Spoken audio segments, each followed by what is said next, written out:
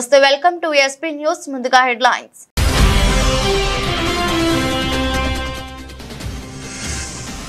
డెబ్బై స్వాతంత్ర దినోత్సవాన్ని పురస్కరించుకుని జాతినుద్దేశించి ప్రసంగించిన రాష్ట్రపతి భారత రక్షణ చరిత్రలో ఆపరేషన్ సింధూర్ ఒక మైలురాయిని ఉద్ఘాటన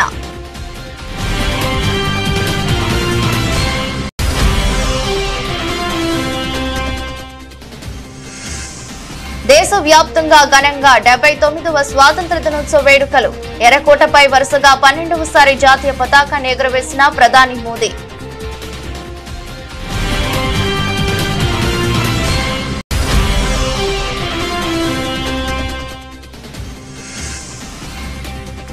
ఎర్రకోట నుంచి పాకిస్తాన్ కు ప్రధాని మోదీ స్ట్రాంగ్ వార్నింగ్ పాకిస్తాన్ అణు బెదిరింపులను సహించబోమంటూ తీవ్ర హెచ్చరిక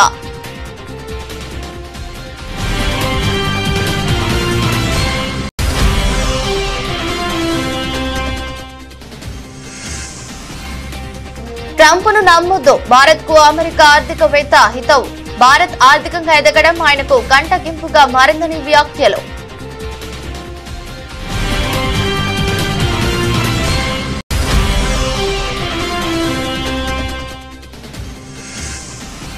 గోల్కొండ కోటలో ఘనంగా జరిగిన 79వ స్వాతంత్ర దినోత్సవ వేడుకలు పాల్గొని త్రివర్ణ పతాకాన్ని ఎగురవేసిన సీఎం రేవంత్ రెడ్డి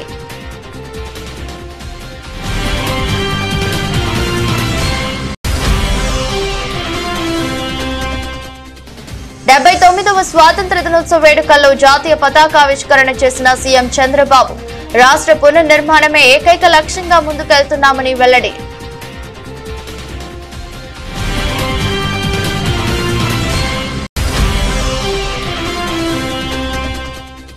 స్వాతంత్ర దినోత్సవం సందర్భంగా తెలంగాణ భవన్ లో జాతీయ జెండాను ఎగురవేసిన బీఆర్ఎస్ వర్కింగ్ ప్రెసిడెంట్ కేటీఆర్ అతి చిన్న వయసు కలిగిన తెలంగాణ రాష్ట్రం బీఆర్ఎస్ పాలనలో మొత్తం దేశానికి ఆదర్శంగా నిలిచిందన్న మాజీ మంత్రి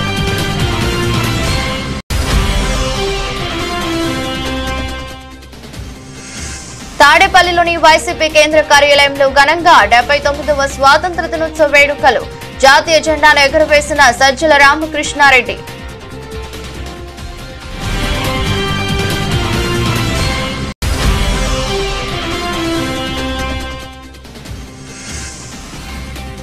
కేసీఆర్ పన్నులు తగ్గిస్తే రేవంత్ రెడ్డి పెంచుతుండు ప్రభుత్వంపై తీవ్ర స్థాయిలో ధ్వజమెత్తిన మాజీ మంత్రి హరీష్ రావు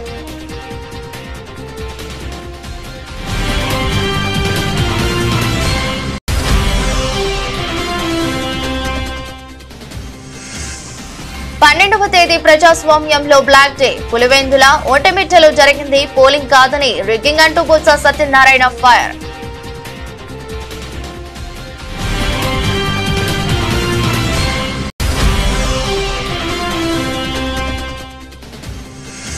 పాక్ నేతల కవ్వింపు చర్యలు తీవ్రంగా హెచ్చరించిన భారత్ సొంత వైఫల్యాలను కప్పిపుచ్చుకోవడానికి భారత వ్యతిరేక గళాన్ని వినిపిస్తున్నారని విమర్శ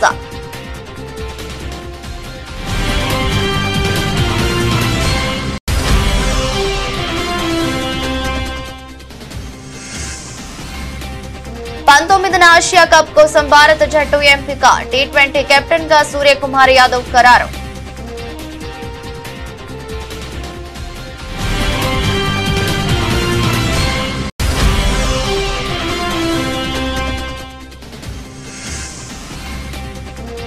బాక్స్ ఆఫీస్ పై కూలీ సునామీ రికార్డు స్థాయిలో ఫస్ట్ డే కలెక్షన్లు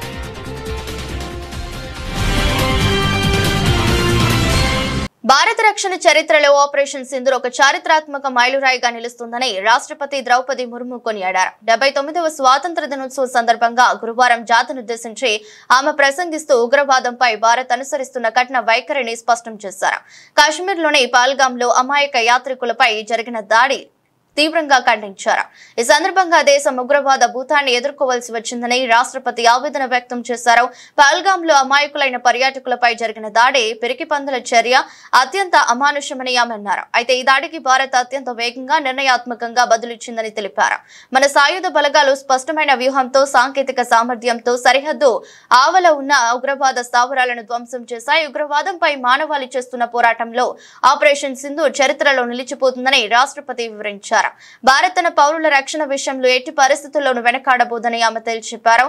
మేము ఎప్పుడు దురాక్రమణలకు పాల్పడము, కానీ మా పౌరులను కాపాడుకోవడానికి ప్రతీకారం తీర్చుకోవడానికి ఏమాత్రం సంకోచించం అనే విషయాన్ని ప్రపంచం గుర్తించిందని ముర్ము పేర్కొన్నారు. हमारे समाज का एक बड़ा हिस्सा अनुसूचित जाति, अनुसूचित जनजाति, पिछड़ा वर्ग और अन्य समुदायों के लोगों का है।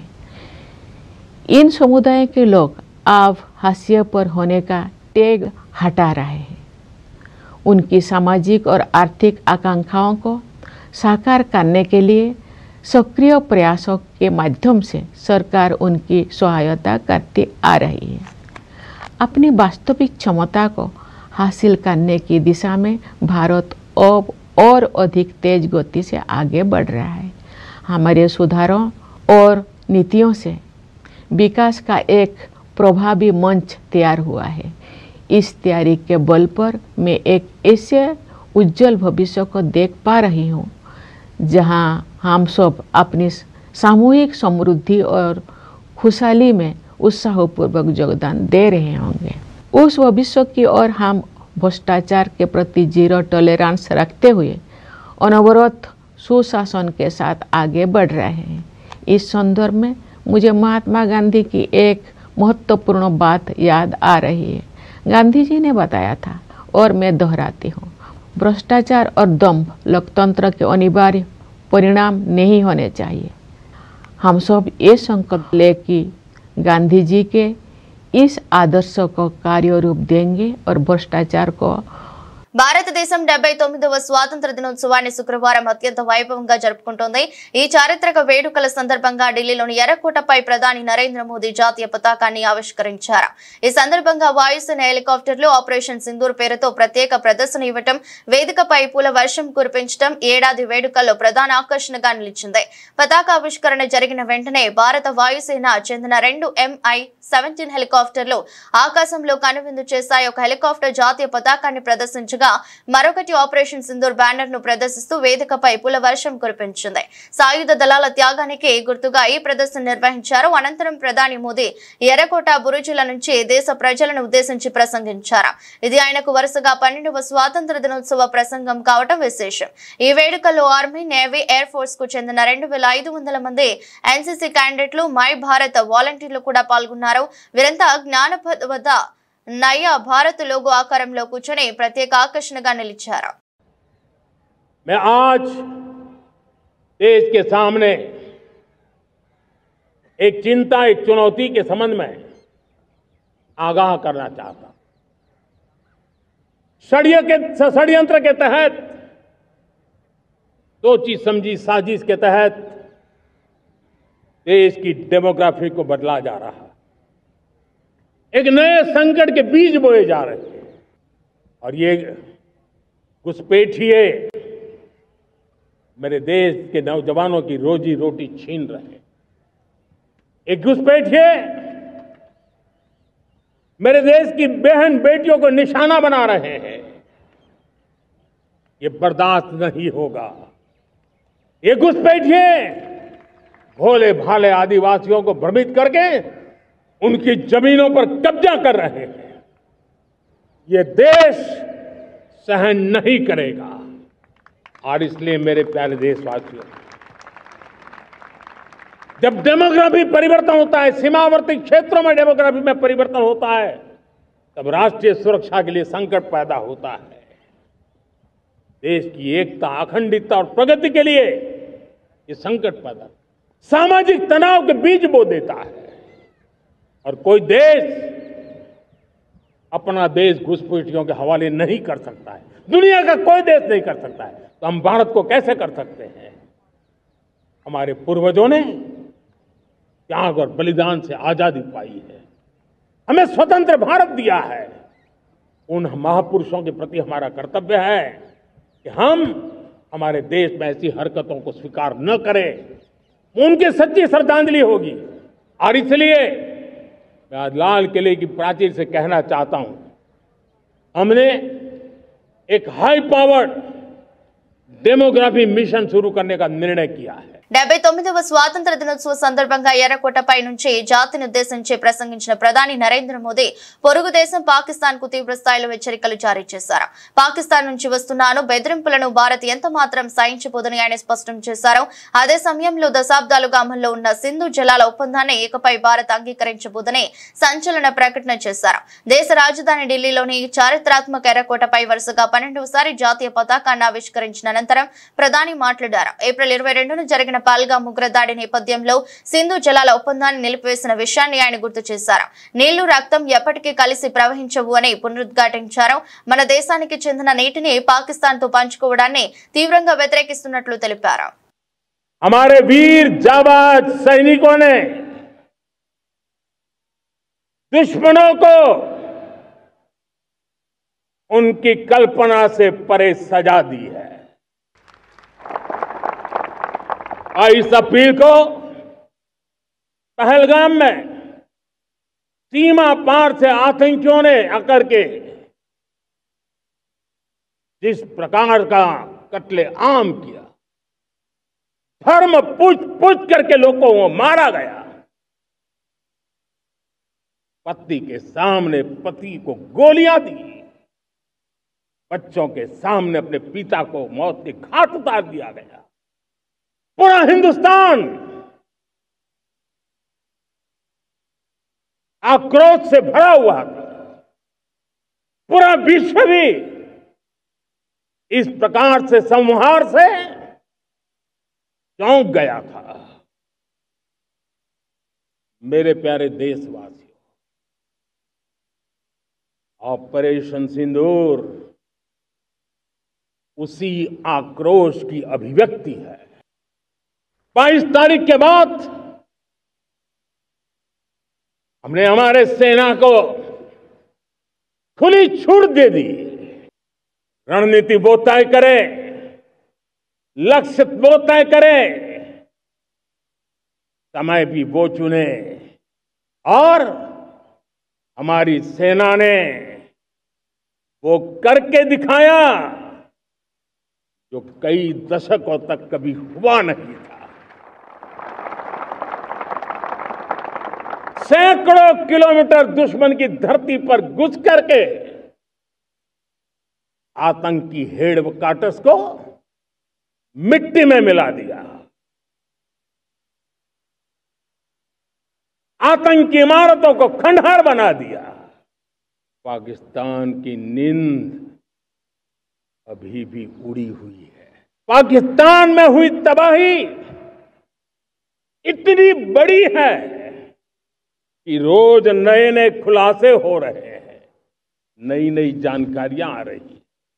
मेरे प्यारे देशवासियों, हमारा देश कई दशकों से आतंक को झेलता आया हुआ है। देश के सीने को छलनी कर दिया गया है। अब हमने एक न्यू नॉर्मल प्रस्थापित किया। జమ్మూ కాశ్మీర్లోని కిష్ట్వార్ జిల్లాలో గురువారం సంభవించిన క్లౌడ్ బస్ట్ ఆకస్మిక వరదలు, కొండ చర్యలు విరిగిపడిన ఘటనపై ప్రధానమంత్రి నరేంద్ర మోదీ తీవ్ర దిగ్భ్రాంతి వ్యక్తం చేశారు. ఈ ఘోర విపత్తులో 38 మంది ప్రాణాలు కోల్పోవడం పట్ల ఆయన తీవ్ర విచారం వ్యక్తం చేశారు. పరిస్థితిని నిశితంగా గమనిస్తున్నామని, బాధితులకు అన్ని విధాలా అండగా ఉంటామని ప్రధాని భరోసా ఇచ్చారు. కిష్ట్వార్ వద్ద బాధితులందరికీ సానుభూతి తెలియజేస్తున్నాను, వారి కోసం ప్రార్థిస్తున్నాను. సహాయక చర్యలు కొనసాగుతున్నాయి, అవసరమైన ప్రతి సహాయాన్ని అందిస్తామని ప్రధాని మోదీ పేర్కొన్నారు. కిష్ట్వార్ జిల్లాలోని మారుమూల ప్రాంతంలో ఈ విపత్తు సంభవించడంతో సహాయక చర్యలకు ఆటంకాలు ఎదురవుతున్నాయి. ఈ ఘటనలో సుమారు 100 మందికి పైగా గాయపడినట్లు అధికారులు తెలిపారు. ఆ ప్రాంతం అత్యంత దుర్మార్గంగా ఉండటంతో క్షతగాత్రులను హెలికాప్టర్ల ద్వారా సమీపంలోని ఆసుపత్రులకు తరలిస్తున్నారు. సమాచారం అందిన వెంటనే సైన్యం, జాతీయ విపత్తు స్పందన దళం, రాష్ట్ర విపత్తు స్పందన దళం బృందాలు స్థానిక యంత్రాంగంతో కలిసి రంగంలోకి దిగాయి. వరదల్లో చిక్కుకున్న వారిని సురక్షిత ప్రాంతాలకు తరలించడం, వైద్య సహాయం అందించడం వంటి పనులను ముమ్మరంగా చేపట్టాయి.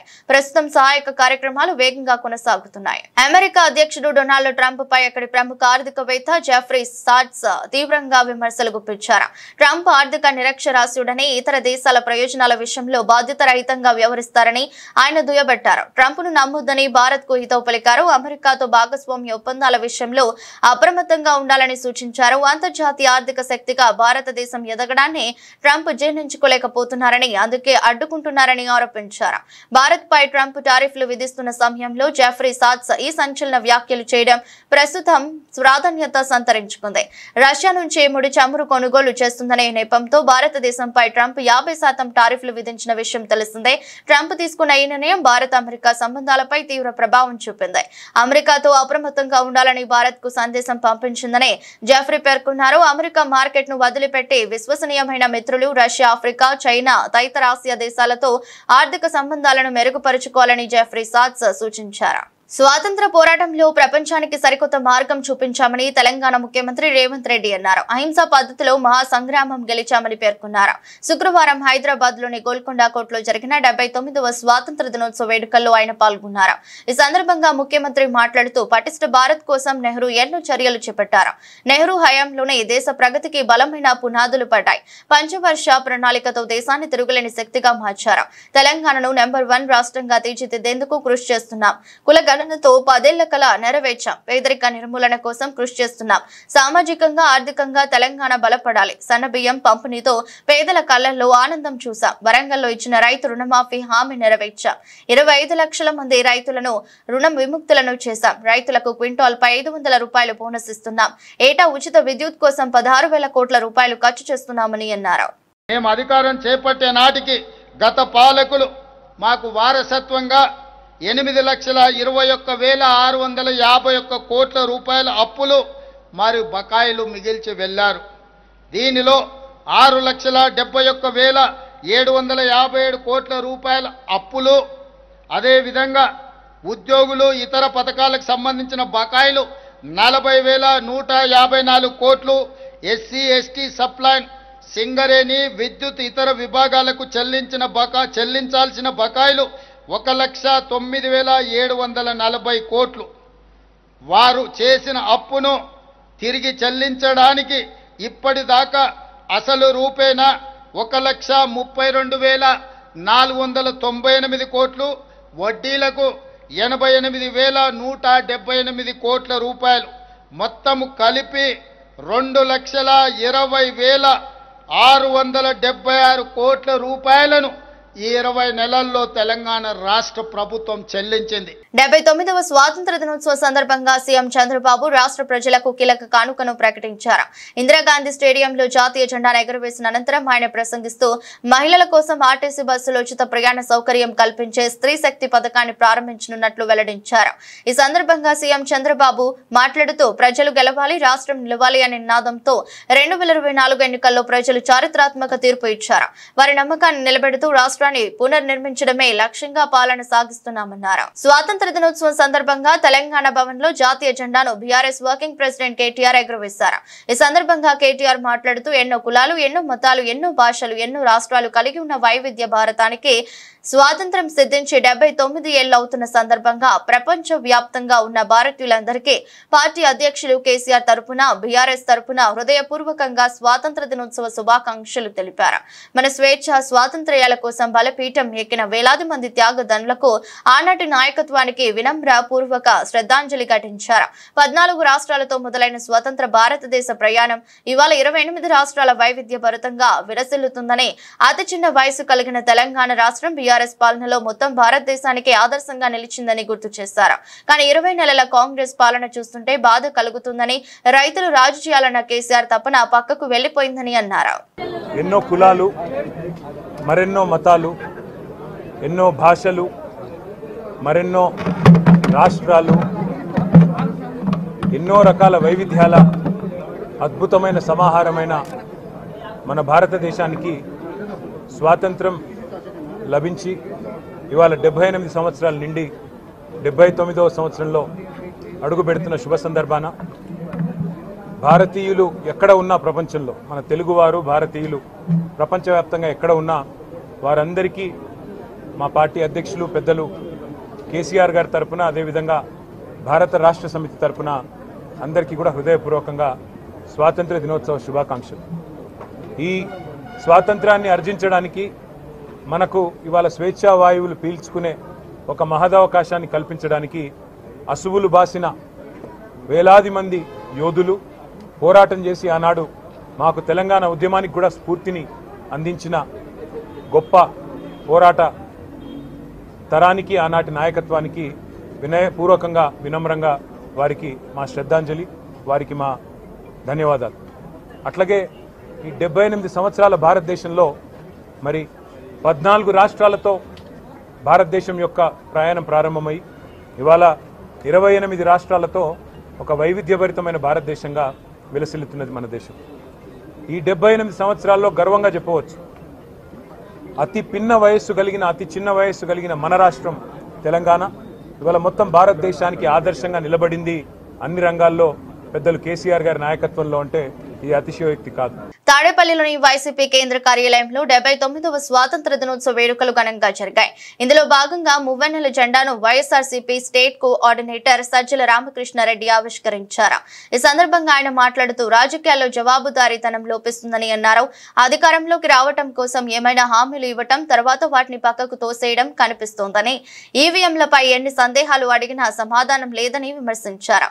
వ్యవస్థలు యాంత్రికంగా పనిచేస్తున్నాయని, ప్రజాస్వామ్యం సక్రమంగా పనిచేయాలంటే వ్యవస్థలన్నీ స్వతంత్రంగా పనిచేయాలని సూచించారు. అంతిమంగా ప్రజల తీర్పే నిలబడుతుందని మా నమ్మకమని అన్నారు. రాజకీయ పార్టీలు జవాబుదారీతనం తగ్గుతోంది. నేను ఎందుకు ఈ మాట అంటున్నానంటే, వైఎస్ఆర్ కాంగ్రెస్ పార్టీ జగన్మోహన్ రెడ్డి గారు తన తండ్రి దివంగత మహానేత రాజశేఖర రెడ్డి గారి ఆశయాలతో ప్రారంభించిన రోజు నుంచి విలువలు, విశ్వసనీయత, జవాబుదారీతనం ఈ మూడింటి మీద స్ట్రెస్ చేస్తూనే వస్తున్నారు. అందువల్ల వాటి విలువ మాకు తెలుసు, మనకు తెలుసు, వైఎస్ఆర్ కాంగ్రెస్ పార్టీకి తెలుసు. అవి సక్రమంగా ఇవి ఎవరో మనకు మీద పెట్టేవి కాదు, మనకు మనం పెట్టుకోవాల్సినవి. అందుకే ఆ రోజు నుంచి ఈ రోజు వరకు మనం గమనిస్తే జగన్మోహన్ రెడ్డి గారు ఒక్కటే అడుగుతున్నారు, ప్రజలకు మనం జవాబుదారీతనంగా ఉండాలి. మనం ఏ మాట చెప్పినా పొల్లుపోకుండా అమలు చేయగలగాలి. చెప్పలేనిది చేయలేనిది చెప్పకూడదు. అలాగే వ్యవస్థలను ఆరోగ్యకరంగా ఉంచాలి. వాటి ఆరోగ్యం చెడిపోకుండా చూసుకోవడం కూడా మన బాధ్యతే. బాధ్యతారాహిత్యం అంటే ఏంటంటే వ్యవస్థలను వాడుకోవడం తాత్కాలికమైన వాటి కోసం. ఇవి ఈ రోజు ప్రస్ఫుటంగా కనిపిస్తున్నాయేమో అని అనిపిస్తుంది. ఏమైనా అడ్డగోలు హామీలు ఇవ్వచ్చు, అధికారం లేకపోవచ్చు, తరచిన తర్వాత తూనా బొడ్డుని పక్కకు తోసేయచ్చు. జరుగుతున్నాయా లేదా? ఇక్కడే జరుగుతున్నాయి. అలాగే యంత్రాలను మేనేజ్ చేసి ఏమైనా తీసుకురావచ్చు అనే అభిప్రాయం దేశంలో బలపడింది. ఈ విషయంలో చెప్తున్నా, ఆన్సర్ లేదు, తోసి పారేస్తున్నారు కానీ దానికి ఎవరు ఆన్సర్ ఇవ్వట్లే. ఈ రాష్ట్రంలోనే ఓటింగ్ పూర్తి అయిన ప్రాథమికంగా ఏదైతే సాయంత్రానికి పూర్తి అవుతుందో అక్కడి నుంచి తర్వాత ఆ రోజు అప్పుడు ప్రకటించిన దానికి తుది పర్సెంటేజ్ ప్రకటించడానికి 12.5% తేడా చూపించారు. అసాధ్యం. 50 లక్షల ఓట్లు దాదాపు. Is it possible? ఆన్సర్ ఊడి ఓట్ల. అలాగే నిన్న జరిగిన ఉప ఎన్నిక, చిన్న ఉప ఎన్నిక, 10,000 ఓట్లు, 2,000 మంది పోలీసులు, బూతులు 15, 2,000 మంది పోలీసులు, ఒక్క వైఎస్ఆర్సీపీ ఏజెంట్ కూడా లోపలికి రానివ్వాల. తలబడింటే ఏమయ్యేదో తెలియదు. వద్దు, ప్రశాంతంగా జరగాలి ఎన్నికలు, ప్రజల ప్రాణాలు మనకు ముఖ్యం, రెచ్చగొడితే ఎంతసేపు దూకితే వాళ్ళు అది ఏమైనా జరిగిండొచ్చు. అందుకే జగన్మోహన్ రెడ్డి గారు సంయమనంతో ఉండండి అన్నారు. ఏం జరిగింది? ఎంటైర్ పోలీసు వ్యవస్థ అక్కడ కూర్చుంది. నేను మిగిలిన మా వాదన తప్ప, ఆ వాదన తప్ప అనవసరం. కానీ మధ్యలో ఎవరైతే అంపైర్ రోల్ ప్లే చేయాలనో వాళ్ళ దగ్గరికి వెళ్ళి, అయ్యా ఒక ఏజెంట్ను లోపల రానివ్వలేదు, చెక్ చేయండి, అదేం మేం దాచి. తెలంగాణలో కేసీఆర్ పన్నులు తగ్గిస్తే రేవంత్ రెడ్డి మాత్రం పన్నులను పెంచుతుండని మాజీ మంత్రి సిద్దిపేట ఎమ్మెల్యే హరీష్ రావు తీవ్ర స్థాయిలో ధ్వజమెత్తారు. ప్రజలపై పన్నుల భారం మోపుతున్న రేవంత్ పై హరీష్ రావు నిప్పులు చెరిగారు. సిద్దిపేటలోని తన క్యాంపు కార్యాలయంలో హరీష్ రావు మీడియాతో మాట్లాడారు. 2 ఏళ్ల రేవంత్ పాలనలో ప్రజలపై అప్పులు, పన్నుల భారం ఎక్కువైపోయిందన్నారు. ప్రజలపై పన్నులు వేయటం లేదని శాసనసభలో చెబుతున్నారు. అసలే ఆర్థిక మాంద్యం వరుసగా 2వ నెల డీఫ్లేషన్ లో ఉంది. తెలంగాణలో వరుసగా ఇది 2సారి. పాలనలో కాంగ్రెస్ పూర్తిగా విఫలం. రోజుకో పన్ను వేస్తూ ప్రజలకు షాక్ ఇస్తున్నది. గత నెల ఈ నెలలో ట్రాన్స్పోర్ట్ డిపార్ట్మెంట్ లో 2,000 కోట్ల రూపాయలు భారం పడిందన్నారు. నేను అసెంబ్లీ సమావేశాల్లోనే అడిగాను, ఇప్పటికే తెలంగాణ రాష్ట్రం తిరోగమన దశలో ఉంది. రేవంత్ పాలనలో తిరోగమన దశలో ఉంది. 2023-24 సంవత్సరంలో బీఆర్ఎస్ ప్రభుత్వం ఉన్నప్పుడు 7,100 కోట్ల రూపాయల ట్యాక్స్ వచ్చింది, పన్నుల రూపంలో 7,100 కోట్లు వచ్చింది. కానీ పోయిన సంవత్సరం కాంగ్రెస్ పాలనలో 6,900 వచ్చింది. అంటే 200 కోట్ల రూపాయలు తగ్గింది. ఎందుకు తగ్గింది? ప్రజల చేతిలో డబ్బు లేదు, ప్రజల కొనుగోలు శక్తి తగ్గింది, వాహనాలు కొనడం తగ్గుముఖం పట్టింది. అందువల్ల దేశంలో అన్ని రాష్ట్రాల్లో పెరిగింది, ఒక్క తెలంగాణలో మాత్రమే తగ్గింది. ఎందుకు తగ్గిందంటే నీ పరిపాలన వైఫల్యం. వీళ్ళు బడ్జెట్లు ఎంత పెట్టుకున్నారు? 8,500 కోట్లు వస్తుందని పెట్టినారు బడ్జెట్లో. వచ్చింది ఎంత? 6,900 వచ్చింది. దాదాపు మీ అంచనాల కంటే 1500 కోట్ల రూపాయలు పోయిన ఆర్థిక సంవత్సరంలో ఆర్టీఏ ట్యాక్స్ తక్కువ వచ్చింది. 6900. మళ్ళీ మొన్న బడ్జెట్లో ఏం పెట్టింది? 25-26 సంవత్సరానికి 8535 కోట్లు వస్తుంది అన్నారు. నేను అప్పుడే అడిగిన, అరే నువ్వు వచ్చిందే 6900, పోయిన సంవత్సరం కంటే తగ్గింది, ఈ సంవత్సరం నువ్వు మళ్ళీ 1600-1700 కోట్లు పెంచినావు, యాడికెళ్ళి పెంచుతావు? పన్నులు వేస్తావా? ప్రజల మీద భారం వేస్తావా అని మేము అసెంబ్లీలో అడిగాం బీఆర్ఎస్ పార్టీ తరఫున. అడిగితే ఆ రోజు ఏమన్నారు? లేలే, మేము పన్నులు పెంచం, లీకేజ్ అరగడతాం, పారదర్శకత పెంచుతామన్నాడు. అసెంబ్లీలోనేమో శుద్ధపూస మాటలు మాట్లాడారు, పన్నులు పెంచం, లీకేజ్ అరికడతామని. ఇప్పుడు చేసింది ఏంది? సర్వీస్ ట్యాక్స్ పెంచినవు, సర్వీస్ ఛార్జెస్ పెంచినవు, RTA tax, road tax, life tax పెంచినవు, లైసెన్సుల ట్యాక్స్ పెంచినవు, మొత్తం అడ్డగోలుగా పెంచి పడేసినావు. పేద ప్రజల మీద భారం వేస్తా ఉన్నావు నువ్వు. ఇప్పుడు కేసీఆర్ గారు బీఆర్ఎస్ ప్రభుత్వం ఉన్నప్పుడు మేమేం చేసినాము? రైతులు వాడే పులివెందుల ఒంటమిట్ట జడ్పీటీసీ ఉప ఎన్నికల్లో కూటమి ప్రభుత్వం వ్యవహరించిన తీరుతో ఈ ఎన్నిక జరిగిన 12వ తేదీ ప్రజాస్వామ్యంలో ఒక బ్లాక్ డేగా మిగిలిపోతుందని శాసనమండలి ప్రతిపక్ష నేత బొత్స సత్యనారాయణ మండిపడ్డారు. విశాఖపట్నం క్యాంపు కార్యాలయంలో మీడియాతో మాట్లాడుతూ అక్కడ జరిగింది పోలింగ్ కాదు, రిగ్గింగ్ అని అన్నారు. ఇంత అప్రజాస్వామికంగా వ్యవహరించిన చంద్రబాబు చరిత్రలో దోషిగా నిలిచిపోతాడని అన్నారు. ముఖ్యమంత్రిగా చంద్రబాబు ఇంత అభద్రతా భావంతో ఉన్నాడని, అందుకే ఇలా దిగజారిపోతాడని అనుకోలేదని అన్నారు. వ్యవస్థలను భ్రష్టు పట్టించేలా ప్రభుత్వం ప్రవర్తించిన తీరు ప్రజాస్వామ్యానికి అత్యంత ప్రమాదకరమని ఆందోళన వ్యక్తం చేశారు. అసలు ఎందుకు ఎన్నికలు జరుగుతుంది? ఎందుకు మీ ప్రభుత్వానికి అభద్రత? మీది మంచి పరిపాలన అంటున్నారు కదా, ఏదో ఉద్ధరించే ఉన్నారు కదా 14 నెలల్లో. మరి ఉద్ధరించినప్పుడు మంచి పరిపాలన అన్నప్పుడు ఎందుకు ఈ వ్యవస్థల్ని చేతిలో గుప్పిట్లో పెట్టుకొని ఈ ప్రక్రియ ఇంత అపహాస్యం చేయవలసిన అవసరం ఏమొచ్చింది? కారణం ఏంటో చెప్పాలి. అంటే మీలో అప్రదత్త ఉంది. ఈ 14 నెలల కాలం మీ పరిపాలనలో మీద మీకే నమ్మకం లేదు. ఎందుకంటే నిష్పక్షపాతంగా ఉంటాయి, ఇంపార్షియల్గా అందరికీ ఒకటే విధానం అవలంబిస్తారు. స్థానిక పార్లమెంట్ మెంబర్ని వచ్చి మీరు ఖర్చులో తీసుకుంటారు.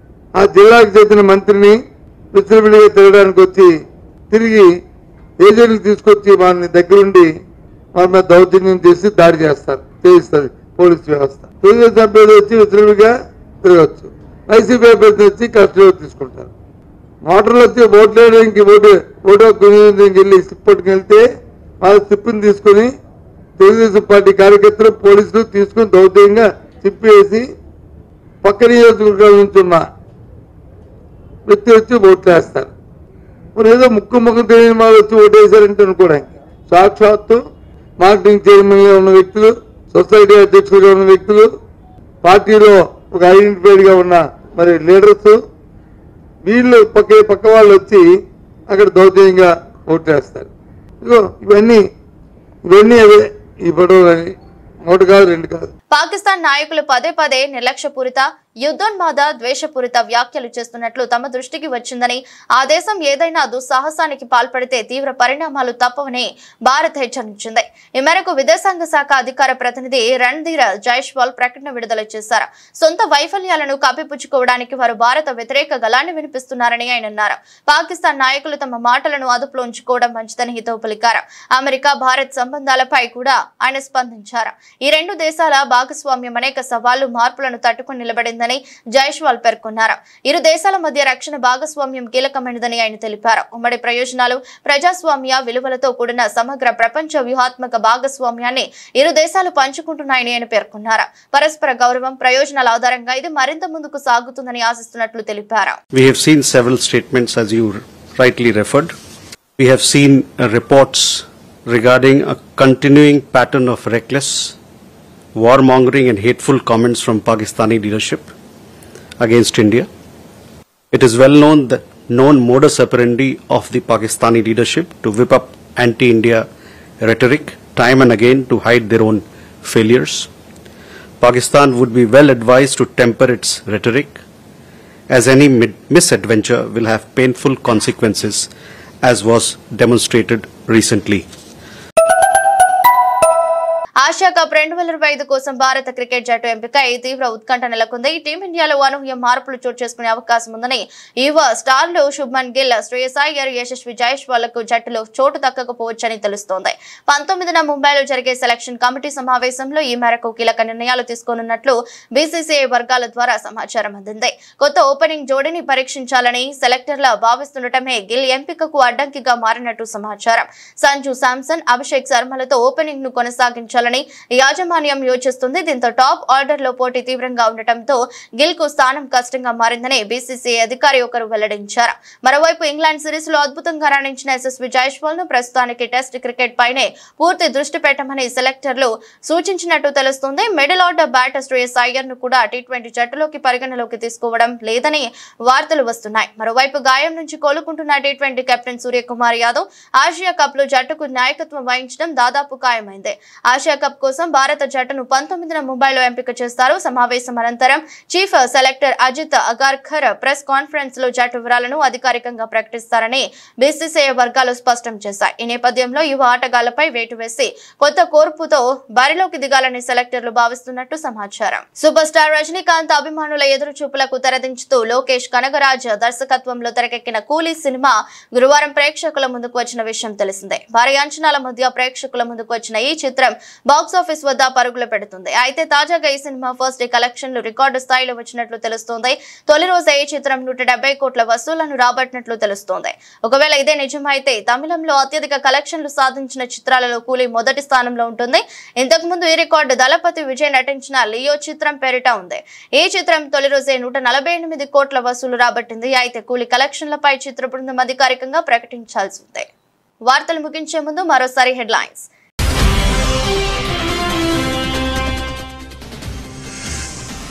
79వ స్వాతంత్ర దినోత్సవాన్ని పురస్కరించుకుని జాతినుద్దేశించి ప్రసంగించిన రాష్ట్రపతి భారత రక్షణ చరిత్రలో ఆపరేషన్ సింధూర్ ఒక మైలురాయిని ఉద్ఘాటన.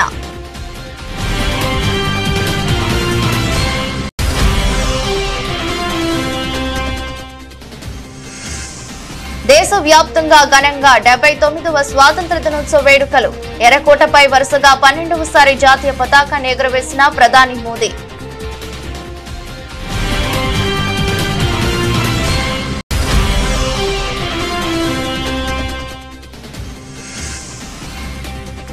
ఎర్రకోట నుంచి పాకిస్తాన్ కు ప్రధాని మోదీ స్ట్రాంగ్ వార్నింగ్. పాకిస్తాన్ అణు బెదిరింపులను సహించబోమంటూ తీవ్ర హెచ్చరిక.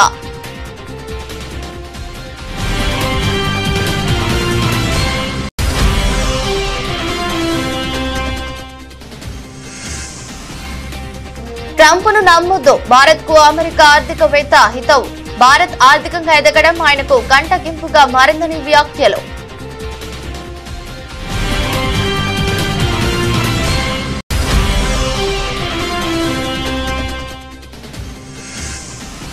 గోల్కొండ కోటలో ఘనంగా జరిగిన 79వ స్వాతంత్ర దినోత్సవ వేడుకలు. పాల్గొని త్రివర్ణ పతాకాన్ని ఎగురవేసిన సీఎం రేవంత్ రెడ్డి.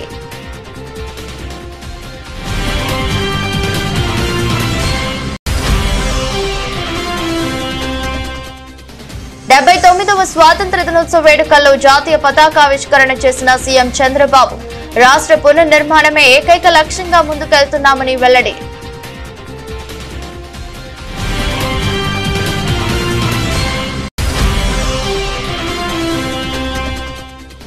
స్వాతంత్ర దినోత్సవం సందర్భంగా తెలంగాణ భవన్ లో జాతీయ జెండాను ఎగురవేసిన బీఆర్ఎస్ వర్కింగ్ ప్రెసిడెంట్ కేటీఆర్. అతి చిన్న వయసు కలిగిన తెలంగాణ రాష్ట్రం బీఆర్ఎస్ పాలనలో మొత్తం దేశానికి ఆదర్శంగా నిలిచిందన్న మాజీ మంత్రి.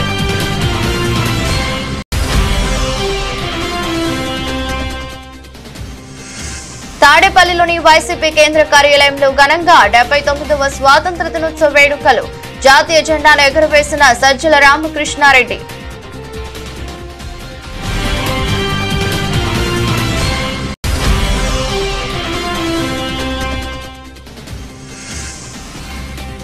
కేసీఆర్ పన్నులు తగ్గిస్తే రేవంత్ రెడ్డి పెంచుతుండు. ప్రభుత్వంపై తీవ్ర స్థాయిలో ధ్వజమెత్తిన మాజీ మంత్రి హరీష్ రావు.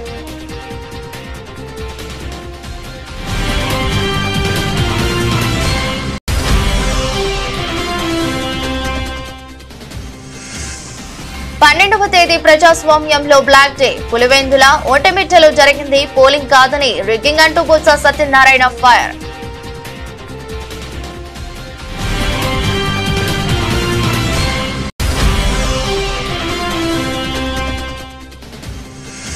పాక్ నేతల కవ్వింపు చర్యలు తీవ్రంగా హెచ్చరించిన భారత్. సొంత వైఫల్యాలను కప్పిపుచ్చుకోవడానికి భారత వ్యతిరేక గళాన్ని వినిపిస్తున్నారని విమర్శ.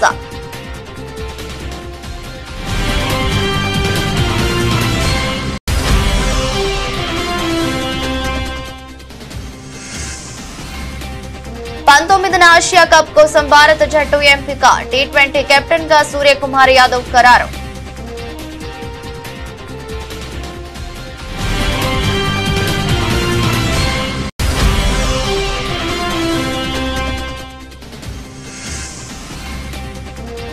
బాక్స్ ఆఫీస్ పై కూలీ సునామీ. రికార్డు స్థాయిలో ఫస్ట్ డే కలెక్షన్లు.